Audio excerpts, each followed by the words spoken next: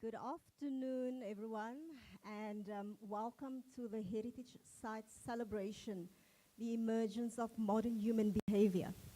And what a remarkable journey it has been.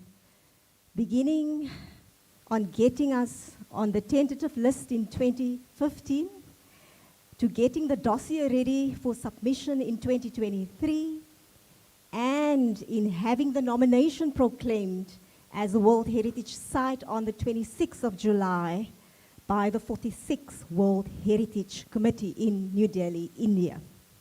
So before I start, my name is Carol van Wyk. I'm the Chief Director, Cultural Affairs at the Department of Cultural Affairs and Sport, and I am your Program Director for today.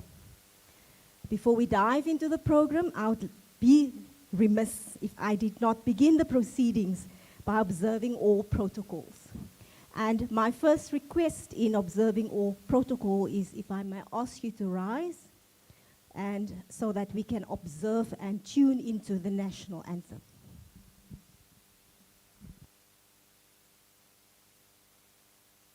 Do have the national anthem as well at the back of the program, if you don't know the words.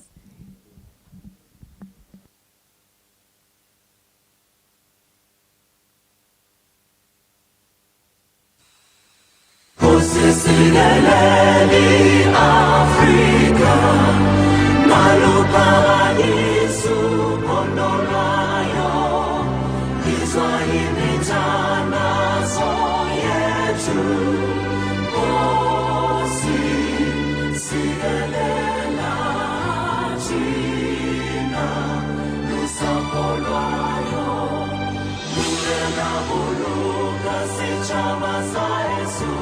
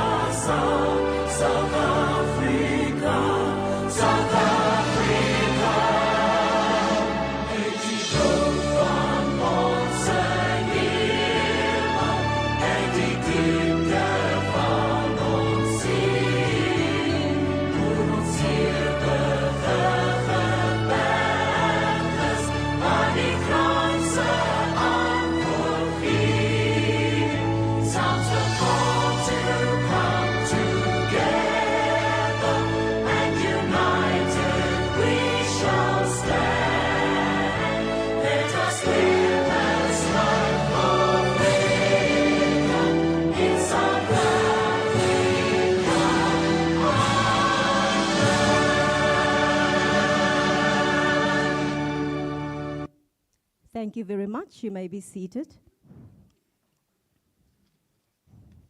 Now, may I observe protocol, given the caliber of guests that are in this room today, and believe me, it's no small feat. I'd like to begin protocol with Premier of the Western Cape, Premier Alan Winde, the National Minister of Sport, Arts and Culture, Minister Gayton Mackenzie, our Provincial Minister of Cultural Affairs and Sport, Minister Ricardo Mackenzie, the Executive Mayor of the Garden District Municipality, Mayor Andrew Strubel, the Executive Mayor of Mossel Bay, Mayor Dirk Kotze. I also observe protocol for the traditional Khoisan leaders and the traditional communities from the Horika Khoi Korana Kraal and from the Class Dora Khoi Kraal. I do also observe protocol for our distinguished professor of paleoanthropology, Professor Curtis Marion, and Dr. Peter Nielsen, who is the founder of the Human Origin and previous director of excavation. I do protocol observe our partners, Heritage Western Cape, the KwaZulu-Natal Amafa Research Institute, the National Heritage Council, the South African Heritage Resources Agency, the Steering Committee for the Cradle of Human Culture, the National Department of Sport, Arts and Culture, the Provincial Department, KwaZulu-Natal, of Sport, Arts and Culture, the National Department of Forestry, Fisheries and the Environment, and many other partners such as our local government, marketing organizations and media. Distinguished guests, ladies and gentlemen, all protocol observed. So before I invite the first speaker to the podium, just a few house rules. If we can switch off our cell phones or switch it to silence. And then bathrooms are out on your right, to your right, first shot left. So with no further ado, I'd like to invite the Executive Mayor of Mossel Bay, Mayor Dirk Coetzee, who has given us his home today to host this prestigious event, to the podium to provide us with a welcome. Can we give him a hand of applause, please? Thank you very much, Program Director. And in collaboration with the Western Cape Government, the Council of Mossel Bay has supported the drive for World Heritage status more than 100% since 2011. And from our end, we have worked to ensure various council decisions are taken in favor of World Heritage status, including the land provided for the establishment of a non-profit company to help promote the site for World Heritage status here in Mossel Bay. So as the Executive Mayor, it's a great honor to welcome you here home today. And then all protocol observed from my side. Thank you very much, Program Director, that I don't have to go through all the protocol. I might just mention that Chief Gale, who's also our chairperson of the non-profit company who's running our the Point Discovery Center at this stage, interpretive center that we're hoping to establish there. We've got a temporary one going. Congratulations, I hope you've got a wonderful birthday today. Let's give her a hand.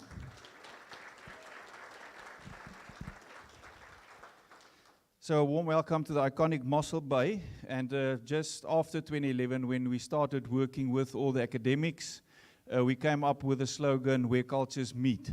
I think the Premier's slogan beat us, where he say, welcome home. I think they use it, and he might say something about that. So Premier, I think you beat us, but in Mossel Bay, we are very proud that we see this as the place where cultures meet. A nation without heritage is like a tree without roots. Roots represent these historical stages that we can reflect in, and as we navigate the present and the future. Today we stand fast in our collective identity as we celebrate this World Heritage status. Earlier this year, Mossel Bay was very fortunate to be announced the priority place for people to semigrate in South Africa, and also the fifth most popular place, which is Grootbrak, which is part of our municipal area. And currently we are also the financially most sound municipality in South Africa. So continuously, Mossel Bay tries to punch above our weight. And as a small town, we try to leverage on each and everything we can to grow Mossel Bay, and as part of my growth strategy. So we strive to be a destination of choice in order to grow jobs and human dignity. Not only do we see this heritage status as a fantastic new opportunity towards growing our region's tourism, economy, scientific research, and the awareness to be in touch with nature, we also see it as a much needed opportunity to bring cultures closer together. So welcome to iconic Mossel Bay.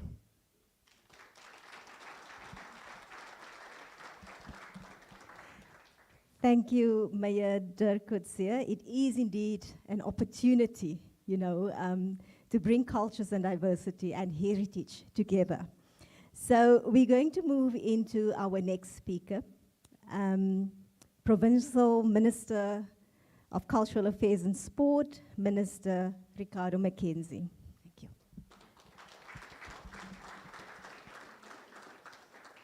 Good morning, everyone. Goeiemorgen, Molweni, Namaste, as they say in India. We've all heard now what Mayor Dirk Kotze said. He said they're the most financially sound municipality in the country. So if there's a request for money premium, Minister Mackenzie, we can rightfully say no.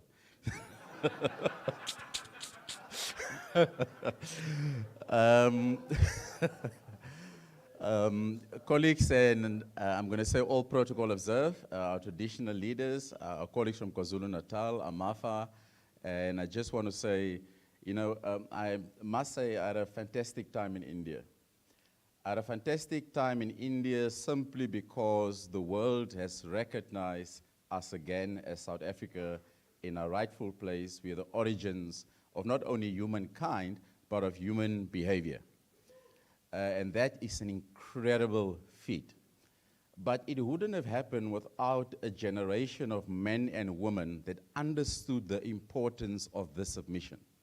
So to everyone in this room, to colleagues that have worked on this before, and I'm going to name some names because I know many of you have worked on this for many, many, many, many years.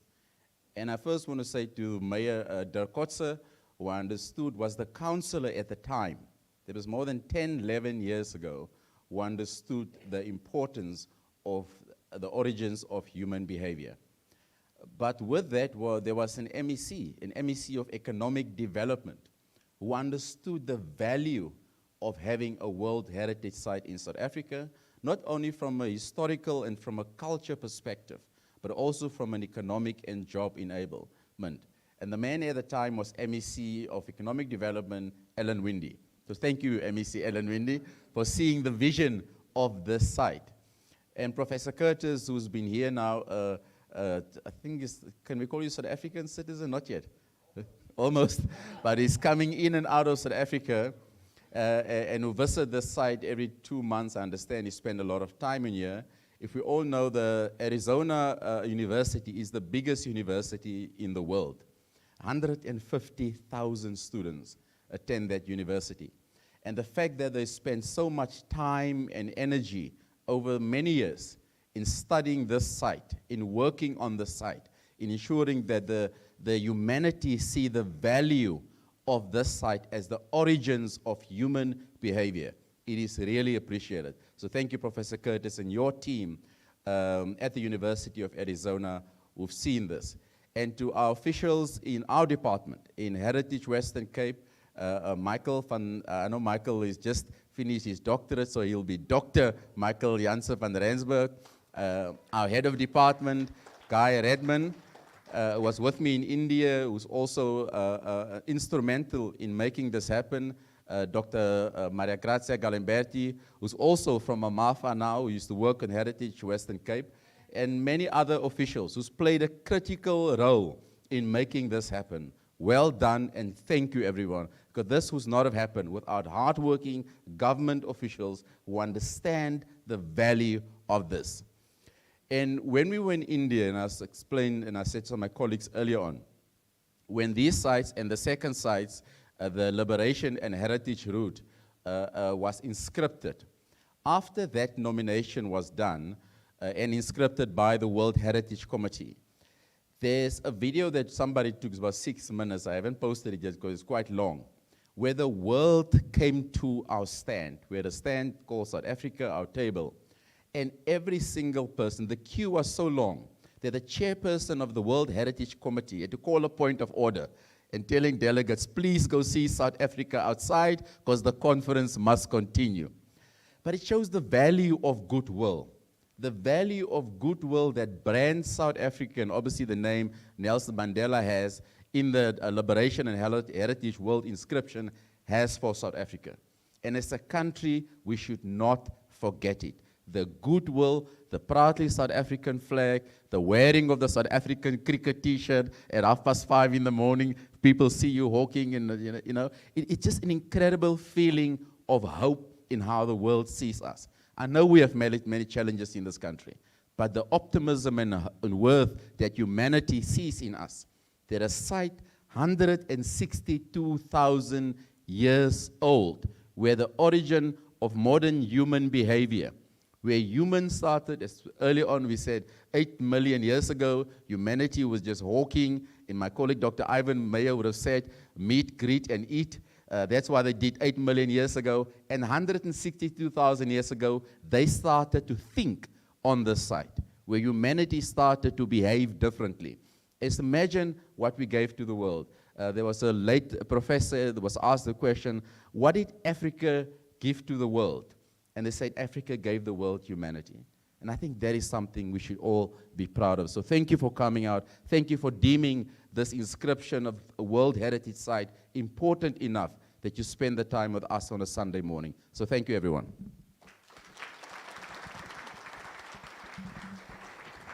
Thank you, Minister. Yes, indeed. It is indeed the origins of human behavior, because they say you don't just stumble upon heritage. You know, you unearth it and you open it up so that others can see it and can learn from it. And with this journey that has started 126,000 years ago, where they started this journey, we are still moving on this journey, and we need to continue this journey for our future generations. So with no further ado, Professor Curtis Marion is known to us, not known to many, but known to us in terms of this site specifically. And I'm going to invite you to the podium, Professor, to provide us the site significance. Thank you.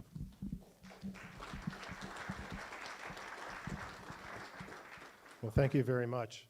I've been asked to talk about the site significance, so I'm going to delve a little bit into the science for you. And I'm going to pick up where Ricardo left off with that statement. Okay. About how the human lineage begins 8 million years ago. And what we mean by that is that the human lineage is defined by upright walking, right, on two legs. And for 8 million years, that hominid lineage, that's the scientific term we use, ate only terrestrial plants and animals. That's it. And then 160,000 years ago, am I doing something wrong with that? 160,000 years ago, early humans, here at Pinnacle Point, made a foundational shift to embed their lives in the sea. Closer. Okay, thank you. And that was at the very tail end of the human evolution story. And there's scientific consensus that when people, particularly, and of course we're talking about hunters and gatherers, right? They're not doing agriculture, shift to a life on the sea, there's some fundamental transformations that happen in their society. Very important. And that happened and is documented first at the Pinnacle Point site complex. At the same time, there's other firsts that we see that have contributed to this World Heritage nomination. We have the earliest evidence for people working pigments, modifying pigments, dated to 160,000 years ago. And they're grinding those pigments to produce powder, right? This is red ochre, which they're probably using to paint their bodies or to paint rock art. We have the first evidence for advanced pyrotechnology.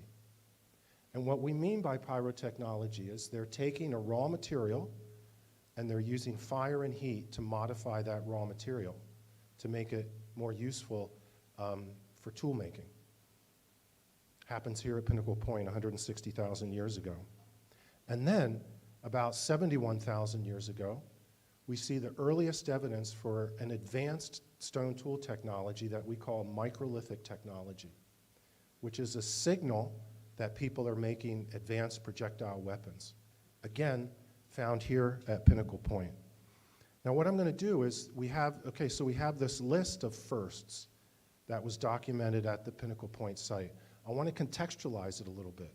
Why are those firsts important?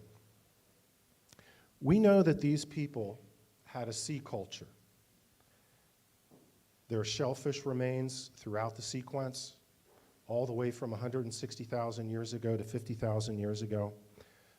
We know that because of the food remains, but also because they're collecting and using seashells, which is a symbolic act, which signifies an advanced cognition, but also a connection to the sea.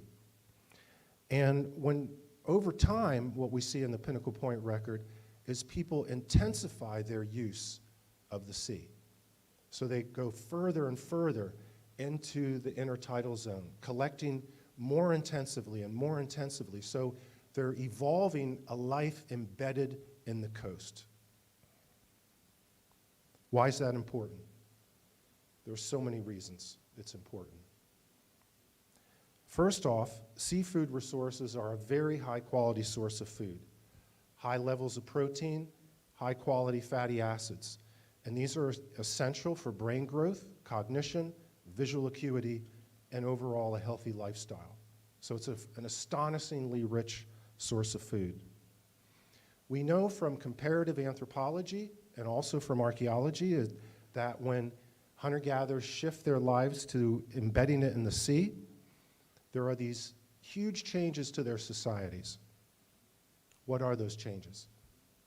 They settle down and stop moving about the landscape.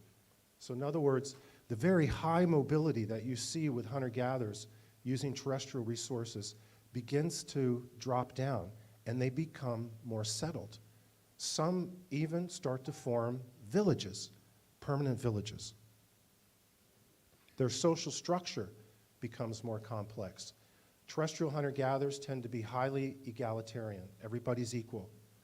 But when people embed their lives in the sea and they go after these dense and predictable resources, we start to see social and economic stratification, which is more typical of our societies, right? They start to look like agriculturalists, but they're not agriculturalists. They're still hunter-gatherers. Warfare starts to develop. And we see warfare because now your food base is coming from a dense and predictable resource. It pays to draw a boundary around it and defend it, and other people come and try to take it. But what we also see in archaeology is that when warfare goes up, technological complexity starts to go up, right? That's the drive. Warfare has that driving force. That's what we see at Pinnacle Point. So for example, the earliest evidence of pyrotechnology happens here. And the particular type of pyrotechnology that they're doing is they're taking a rock that is called silkrete. You might be familiar with it. And in its natural state, it's not particularly good for making stone tools. But what they did was ingeniously, they heated it under very controlled conditions, lightly vitrifying it, almost making it more glassy. And once they did that, they were able to flake these very sophisticated stone tools. Now that was a result we published in 2009, and it got an enormous amount of attention because the prior earliest evidence for heat treatment, 25,000 years ago in France. And we pushed it back to 160 right here at Mossel Bay, right?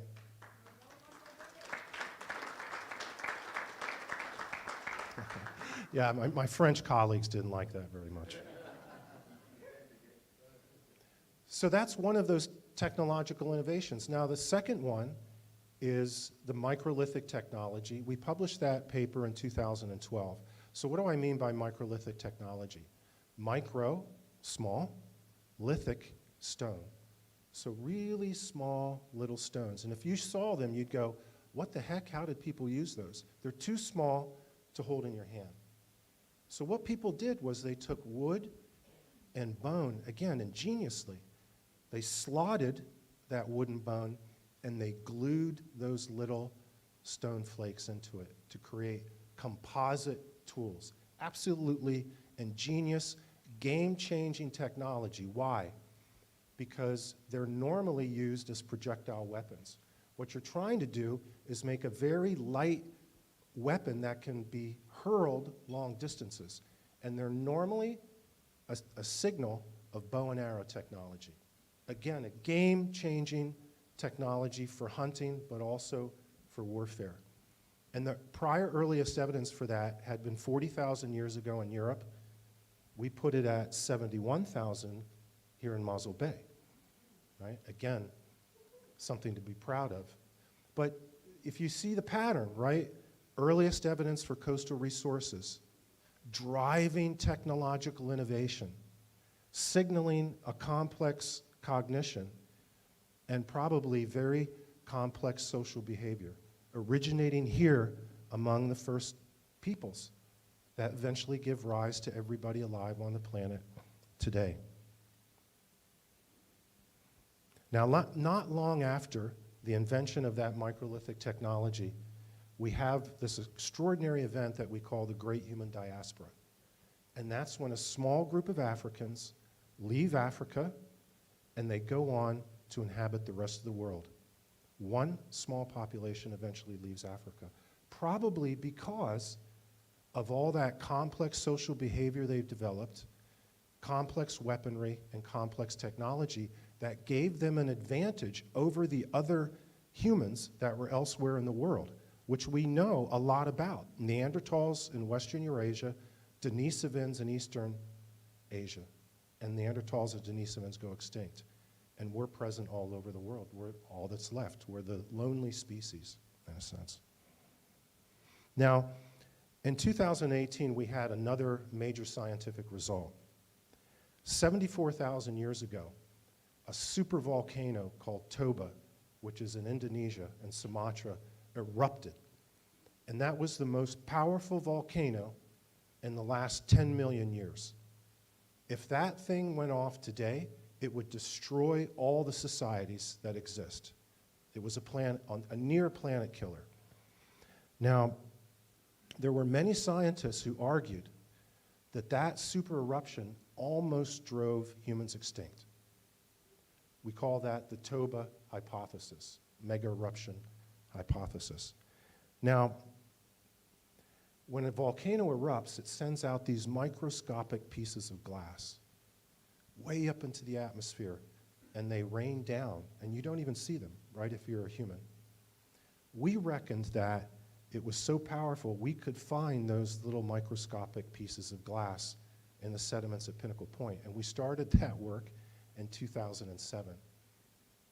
2018, we published another major result where we proved that we had them at Pinnacle Point. You see, we can trace them back to the volcano because each eruption has a unique chemical signature that is locked in that glass. And what did we find? We found that people here, embedded in the sea, thrived through that super eruption. They did not disappear. And we speculated that that might be because they were drawing their resources from the ocean, which would not have been affected by that mega volcano. While if you were trying to live off the land, you were in a lot of trouble. So this is why Pinnacle Point is one of these new World Heritage Sites, joining Deep Kloof and Saputo, which also have other types of important evidence that I'm sure you'll hear about going forward. Now, to conclude, I want to do a couple of thank yous. I want to thank the extraordinary science team that has worked with us through the years. That science team is about 60 scientists from 8 countries, all working together here at Pinnacle Point. More than half of those scientists were South Africans. I want to thank the hundreds of students who came through the project, South African and international, many of whom ended up married, best friends, colleagues. I want to thank the wonderful people of Mossel Bay who welcomed us so warmly and friendly over the years. Like it was said before, there are some years I've spent 4 months a year out here, never less than 2. And I've made a lot of great friends and had a ridiculous amount of support, particularly from government authorities and the mayor's office. The heritage authorities here in South Africa are absolutely wonderful to work with, highly professional. It's just fabulous to have an organization like that supporting you and backing you up when you're a foreign scientist working in a country, another country. And finally, I want to thank the Mossel Bay archaeology team. This is the team of local people that we've trained. Some of them have worked for me for 16 years. They're all year full-time employees. There's 5 of them, and 4 of them are here with us today, and they're over in that corner. So could you please raise your hand?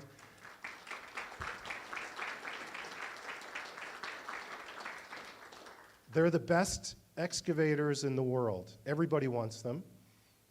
I say no a lot so that they don't get hauled off to Italy or something like that. And then the final thing I'll say is what's happening going forward? We have really important scientific research questions to answer that we haven't answered. So we intend to continue here and do more work and contribute that to the scientific body of knowledge in the community. But also, as was said before, we have a plan to build a world-class outreach center and research center here in Mossel Bay, where the research can continue locally, like we have been based, and be fed into that outreach center and keep it alive in perpetuity. So with all of your help, I think we can accomplish that, just like we were able to accomplish this World Heritage Site. So thank you very much.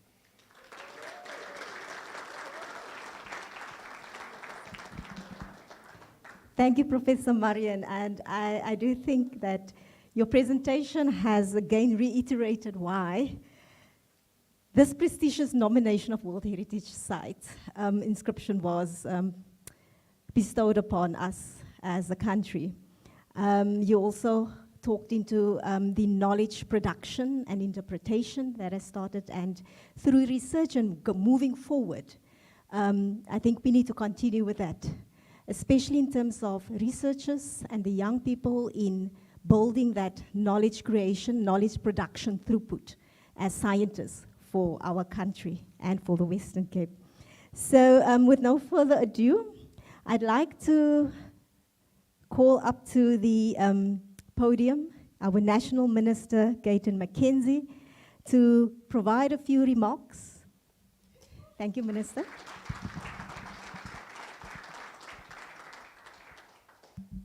Thank you so much.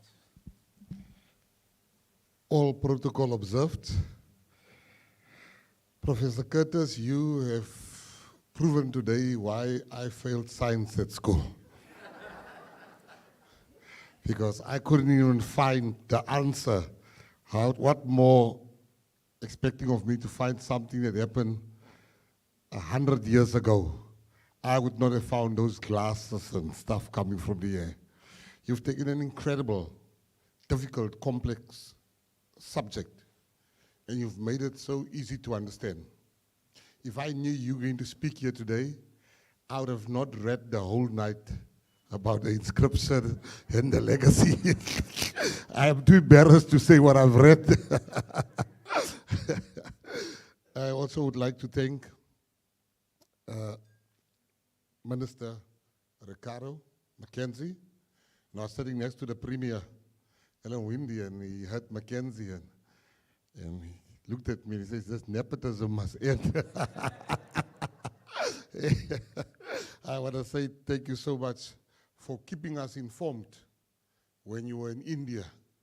Some of our people enjoyed the food so much that they forgot who paid for them to be there. So thank you so much, because you've kept us up to date with what's happening. And I would just like to say that, you know, it's when Minister Ricardo said the chairperson had to stop them from being congratulated. People, South Africa is a great country. And we sometimes don't know how great we are. It needed other people to tell us. I remember now, a few weeks ago, President Macron invited President Ramaphosa. And our president then asked me to attend on his behalf. And I felt very important because other ministers were not invited, other ministers from Italy and other countries, to the type of functions I was invited to. And I thought, wow, these people really like me, only to realize, no, they are curious about the GNU. That's all. That's the only reason why I was invited. And I don't even think the GNU is aware that this is the biggest success of the GNU thus far. And to Mossel Bay, I want to say congratulations. And I'm very excited to hear that a research center will be built here in Mossel Bay. And I want to also say to the people that worked, words will fail us, and I think the Premier will elaborate on that, but words will fail to adequately express our congratulations. And let me end by leaving you with something that made me think a lot this week. I was asked a question on a radio by one of the most esteemed radio presenters in South Africa, Robert Marawa. He said to me, you were raving about Danny Craven Week, while Danny Craven said, no black man will ever wear Springbok jersey. And you, Minister, you raved about him. In Parliament, I was asked, do you support the STEM? And I want to say something regarding that. It's my last minute.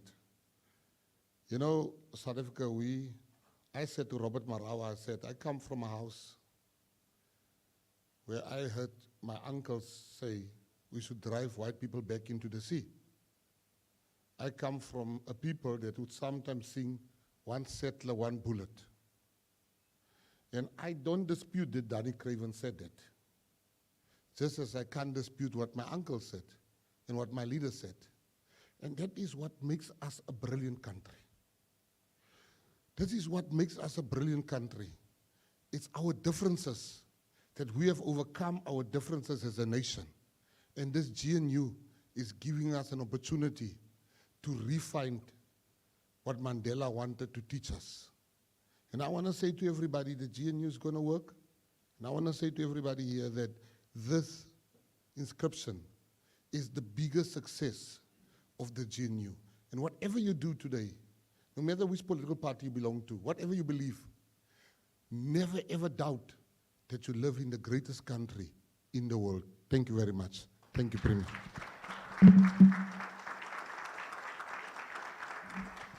Thank you, Minister Gayton McKenzie, for that remarks.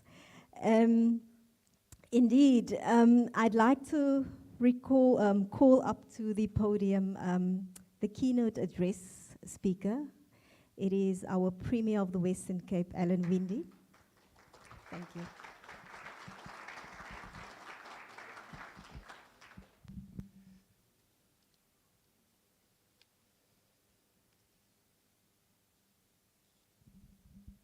Gai Karap, Molweni.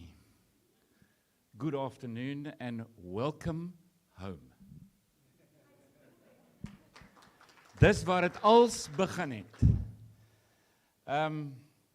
What an honor and a privilege it is to be standing here today in recognition of this absolutely amazing global recognition of what happens here in this part of Africa. You know, if you come and visit my office, you will see there's a map hanging on the wall. And I always say to people that the world generally, not in my office, but generally hangs the map of the world upside down. Because we're not at the bottom, we're at the top. And that's why the map hangs the other way around, the right way around in my office. Want dis waar het als begin het. And Prof, I want to say to you, every time I hear the story, I get more and more excited. I really do. And I'm going to repeat some of the story. But before I get there, again, it is an honor and a privilege. I remember listening to some of these points when these first findings were coming out. And as Ricardo said, he said, I was the MEC then, and I promise you I got really excited. I really did get excited. Because I could see that this was something meaningful for the world. And I still remember that process. We still went through a formal process in the province to make sure that there was a Western Cape Heritage Site recognition. And Mayor, thank you very much for you, the iconic Mossel Bay people, on how you also drove the excitement around this specific project. And of course, this went around in a big circle and ended up in India, where the world said, hang on a second, we recognize you. We recognize you. And for us, as people, that is a massive recognition. And so I want to go back to the very beginning. I said, welcome home. I didn't say all protocol observed, because it's very difficult to do protocols when we are all gathered here today. Normally you go ministers, but I want to go first people first. But how are we all actually interlinked? And so then you've got to end at the bottom of the protocol list to say, ministers, Mackenzies, and mayors, and professors, and government officials. But actually it's the people first. Because this is about people, right? And this is about us, all of us.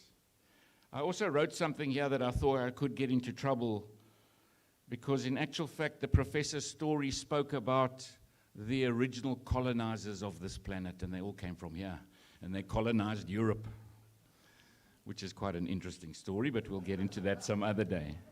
I also want to say that I heard what the mayor said in his introductory remarks, and of course, as mayors must do, they must talk about how this is such a popular place, and the semigration, and of course the financial good standing.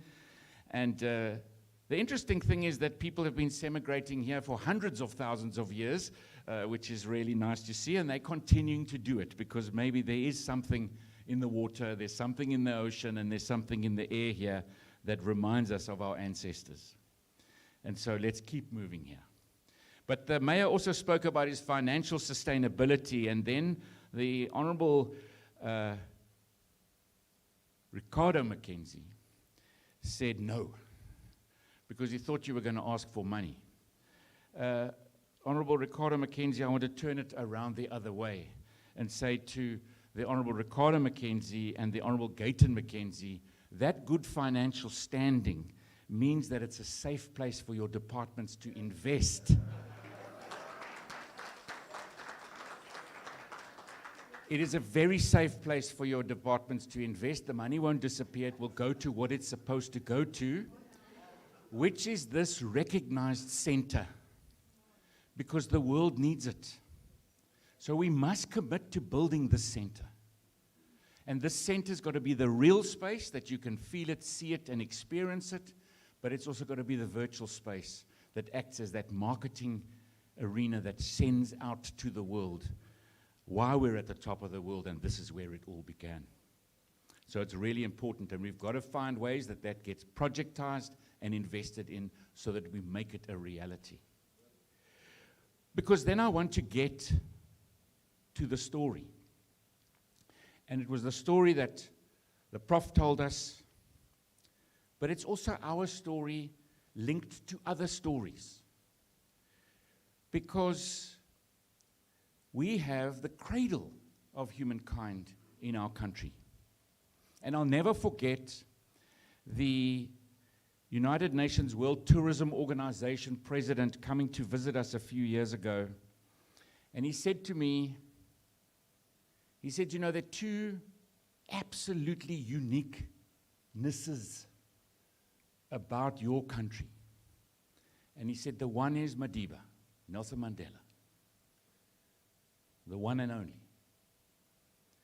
And you need to use his legacy far more. And I was the MEC then. And that was the first thing I did, was I said, all right, let's put a statue of Nelson Mandela on the balcony of the City Hall, where he was, where he made that iconic speech. Let's put him there as an attraction for tourism and the economy, but as an anchor to tell our story. I had the vision then, and I hope it still materializes, when you're on some aircraft somewhere in the world, and you see, you may be catching a connecting flight from Munich to Istanbul. And someone has come from South Africa, and they're walking down the aisle of the aircraft with this long thing in their arms, and it's a carved giraffe. And you know they come from here because it's a carved giraffe. But why aren't they preciously holding a carving of our beloved Madiba? We need to sell Madiba more. But the other thing he said to me is he said, this is the cradle of humankind.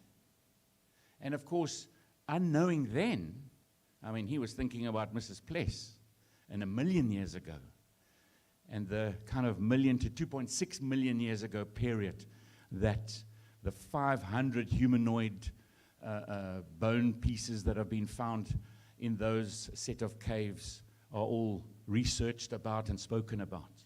He was talking about that humanoid and that cradle of humankind. He did not know then what was happening in the caves here in Mossel Bay, and the caves in KZN, and the caves of Bevescus. He didn't know about that, because that was the next stage, the modernization of man, where man started to innovate, as we've just heard, where man started to become much smarter, right here at the top of the world, where man started, and I mean, if I was a medical professor, I might add another story of how omega fatty acids helps with brain development and all sorts of other things linked to the ocean. Or if I was a seafood restaurant, I'd really be marketing that a lot. But it's all part of these stories that we create. And stories are very important. So you've got, and we are proud to have this place at Sterkfontein Caves, the cradle of humankind. And now we add the next layer to it. And when you go to the cradle, our government spent hundreds of millions. In actual fact, that Cradle of Humankind Center at that stage then cost 300 million to build. Just gives you the kind of magnitude of investment, the ministers, Mackenzie's, that I'm talking about. We need to invest because it actually is a story, a global story, a story worthwhile telling. But I want to add some more seeds to this story, because it's about what's happening right here and modernization of man and that whole story. And I mean, there's stories within stories within stories that we can tell that would attract the interest of the world. And both through the internet and through the ether, but also as an attraction to say, come and visit, come and see, come and feel, come and taste, come and listen, come and hear the sounds and the stories. But how do we link this to the cave of Bevescus? How do we link it to KZN? How do we link it to the cradle? And what other linkages are there? Because modernization of man talks about mixing of ochres so that you can paint onto the walls of your cave. But then I think about Citrusdal, and I think about the Cederberg and the caves in the Cederberg. I wonder about the caves up here in the Outeniquas. There must be caves there with stories to tell. There has to be. I think about so many of these little extraordinary special places. How many of you have been to the Vescus Fossil Park?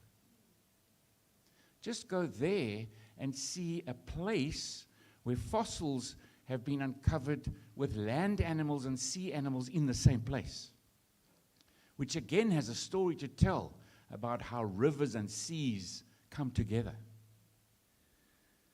I think about on the top of the Outeniqua Mountains, you will find a big circle of rocks. with two big main rocks. And at the equinox, the sun rises exactly in line with those two big rocks. That is thousands of years ago, understanding the stars and the weather right here. There's a very similar circle of rocks if you go towards Sutherland. And you will find a similar circle of rocks in line with the mountain range, with the V in the mountain range, and when the sun comes up in the morning of the equinox, it's exactly in line with that V in the mountain, the main rock in the circle, and the rock on the other side of the circle. Again, original people from here, those people that got smarter, that started developing brain culture and ability to language, to talk, to sing, to paint, to leave record behind, also thinking about how the weather changes and the cycles in weather patterns, and understanding the stars and the equinox from way back then. And the interesting thing is, in the modern world, that is exactly where the telescopes were built in the modern world, of looking at the stars. So when you go to Sutherland, there's the old world and the modern world together. In the coming week, I'm meeting with a team from NASA. And what are they coming to do? They're coming to talk about their investment in Matjiesfontein, in that same region, to talk about the next iteration of communication with the spacecrafts that are going to be going to Mars. And they are setting it up again. And where are they setting it up? In the same place. Why? Because this is where it all began, this is where it makes sense, and this is where we tie it all together. But these things are all just interesting stories. They are interesting stories to tell. They link to economic activity, which is, of course, the thing that I love the most. If we can turn a couple of thousand jobs out of telling this story, what a pleasure. What a difference do we make to people. But then we remember, we honor, we think back as we move forward. And that is why this is such a critical moment in time. This recognition of this place is really important. And I don't think people realize the absolute importance of it. And so I want to say to every single one of you that have been involved over the years, it's all very well for politicians to say, well, we're going to go and declare it a site, or we're going to go and start the work. But you do the work.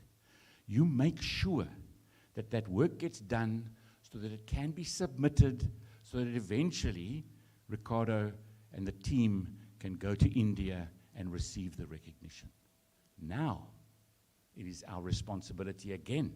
Our first responsibility was get the science all together, get the story together, and make the application. We've got it now. Now it comes back. Now the work starts all over again. It starts all over again to build the center, to really concretize the story, to keep submitting papers with our scientists and bringing more scientists. Because I promise you, there's a whole lot more to find out still. As I've mentioned, in the mountains. Minister Mackenzie and I were at a library opening the other day in Genadendal, where they celebrated the library being there for 200 years. One of our oldest libraries in South Africa. But we still said then that that library's not that old, because there are libraries in our caves, there's chronicle documentation, and that's the artworks, and that's the messages in the stone that you can read. Those libraries are 170,000 years ago, where our citizens started leaving records and telling their stories for future generations. Our job is to take this recognition again and tell our stories for future generations. Thank you very much.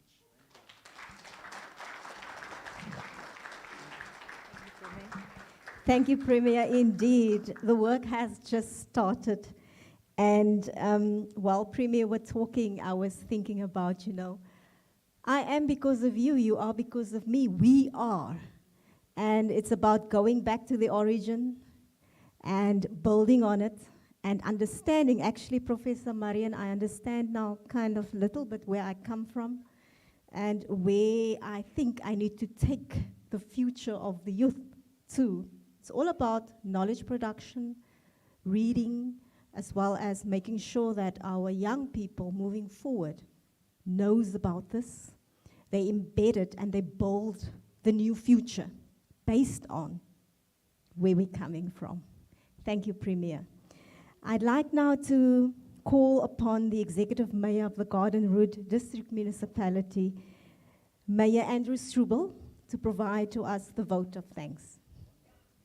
Thank you.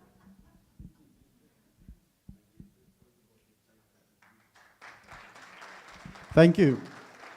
If I sound scared, I just heard we need to go down to the caves in 10 minutes' time. And it's wet and slippery, so yes, excuse for that. Ladies and gentlemen, it's an immense honor to stand before you today at this momentous celebration of the successful inscription of the 3 sites as World Heritage Sites. Today we have gathered here not only to pay tribute to the rich heritage of our nation, but also to the collaborative efforts that have brought us to this historic achievement and the additional status we have received. As Provincial Minister Ricardo McKenzie mentioned before, the multidisciplinary teams of experts have dedicated themselves to protecting the integrity and authenticity of these sites. Thank you to every expert who has been involved in safeguarding these wonderful spaces. I would like also express my heartfelt thanks to the National Minister of Sports, Arts and Culture, Minister Gayton McKenzie, for his invaluable support and for now championing the cause of our nation's cultural treasures. I extend my deepest gratitude to the Western Cape government for its role in helping us achieve this acknowledgement of our province's outstanding cultural and historical significance on the global stage. Premier, you have been indeed spot on. In addition to promoting sustainable tourism, economic development and job creation, this new inscriptions elevates the status of our existence in the World Heritage Sites, bringing the total to, on the dot, 12. Perhaps in time, we will grow to have as many as Italy, China and Germany, who are currently at the top. Premier Alan Winde, Provincial Minister of Cultural Affairs and Sport, Ricardo McKenzie, National Minister Gayton McKenzie, and all the staff in your departments, thank you for your unwavering leadership and commitment to preserving and promoting our cultural heritage. I also want to acknowledge and say thank you to all the Khoisan royal houses and traditional leaders for their presence here today. The Executive Mayor Dirk Kotze of Mossel Bay, thank you for hosting us. And as I know you will promote this gem and ensure that Mossel Bay and hopefully the fuller garden route benefits from it. In a limited time that I have, I would like to then lastly collectively also thank all the other stakeholders mentioned here today and present here today, including the media, who will share this vital and important moment in the public eye. I conclude, Africa is the birthplace of humankind, and we all share this profound connection through the knowledge we have attained, the awareness we are continuously creating, and the deep sense of belonging that unites us all. I thank you.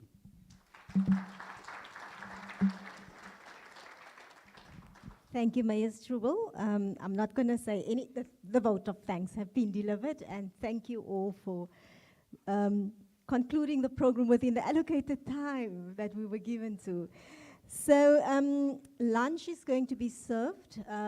We'd ask the table with Premier to go first. It's going to go outside of that doors to your left, coming back on your right, followed by the Khoi leadership.